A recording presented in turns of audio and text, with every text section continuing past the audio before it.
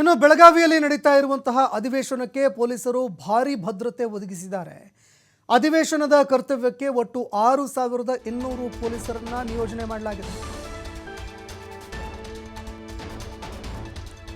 ಇನ್ನು ಇಡೀ ರಾಜ್ಯ ಸರ್ಕಾರ, ಸಚಿವರು, ಶಾಸಕರು ಎಲ್ಲರೂ ಕೂಡ ಇವತ್ತು ಬೆಳಗಾವಿಯಲ್ಲಿ ವಾಸ್ತವ್ಯ ಹೂಡುತ್ತಾರೆ. ಎಲ್ಲ ನಾಯಕರು ಕೂಡ ಕಂಡು ಬರ್ತಾರೆ. ಹೀಗಾಗಿ ಬೆಳಗಾವಿ ಜಿಲ್ಲೆಯಲ್ಲಿ 2,600 ಜನ ಪೊಲೀಸರನ್ನ ನಿಯೋಜನೆ ಮಾಡಲಾಗಿದೆ.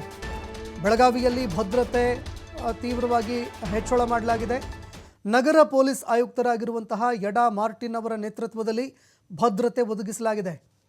6 ಜನ SP ರ್ಯಾಂಕ್ ಅಧಿಕಾರಿಗಳು, 10 ಜನ ಹೆಚ್ಚುವರಿ PSIಗಳು, 38 ಜನ DYSP, 100 ಜನ CPI, 235 PSI, 35 DR ಹಾಗೂ 10 DAR ತುಕಡಿಗಳನ್ನು ನಿಯೋಜನೆ ಮಾಡಲಾಗಿದೆ. ಸುವರ್ಣಸೌಧ ಹಾಗೂ ನಗರದ ಸೂಕ್ಷ್ಮ ಪ್ರದೇಶದಲ್ಲಿ ಒಟ್ಟು 450 CCTV ಕ್ಯಾಮೆರಾಗಳನ್ನು ಅಳವಡಿಕೆ ಮಾಡಲಾಗಿದೆ. ಯಾವುದೇ ರೀತಿಯಲ್ಲೂ ಕೂಡ ಗೊಂದಲಗಳು ಉಂಟಾಗಬಾರದು. ಅದೇ ರೀತಿ ಅಂತಹ ಒಂದು ಸನ್ನಿವೇಶ ಕಂಡು ಬಂದಿದ್ದೇ ಆದರೆ ಅದು ತಕ್ಷಣವೇ ತಮ್ಮ ಗಮನಕ್ಕೆ ಬರುವ ರೀತಿಯಲ್ಲಿ 450 CCTV ಕ್ಯಾಮೆರಾಗಳನ್ನು ಅಳವಡಿಕೆ ಮಾಡಿದ್ದಾರೆ. ಸುವರ್ಣ ವಿಧಾನಸೌಧದ ಸುತ್ತ 1 ಕಿಲೋಮೀಟರ್ ನಿಷೇಧಾಜ್ಞೆ ಜಾರಿ ಮಾಡಲಾಗಿದೆ.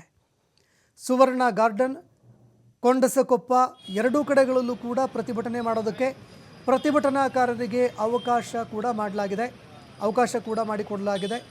ಮೀಸಲಿಡಲಾಗಿದೆ ಜಾಗವನ್ನು. ಟೆಂಟ್ಗಳನ್ನು ಹಾಕಿ ರೈತರು, ಅದೇ ರೀತಿ ಪ್ರತಿಭಟನಾಕಾರರಿಗೆ ಎಲ್ಲ ರೀತಿಯಾದಂತಹ ವ್ಯವಸ್ಥೆಯನ್ನು ಕೂಡ ಮಾಡಲಾಗಿದೆ. ಹೀಗಾಗಿ ಯಾವುದೇ ರೀತಿಯಾದಂತಹ ಗೊಂದಲಗಳು ಎದುರಾಗದಂತೆ ಭದ್ರತೆಯನ್ನು ಅತಿ ಹೆಚ್ಚಿನ ಮಟ್ಟದಲ್ಲಿ ಹೆಚ್ಚಳ ಮಾಡಿರುವಂಥದ್ದು. 6,200 ಜನ ಪೊಲೀಸರನ್ನು ರಕ್ಷಣೆಗೆ, ಭದ್ರತೆಗೆ ನಿಯೋಜನೆ ಮಾಡಲಾಗಿದೆ.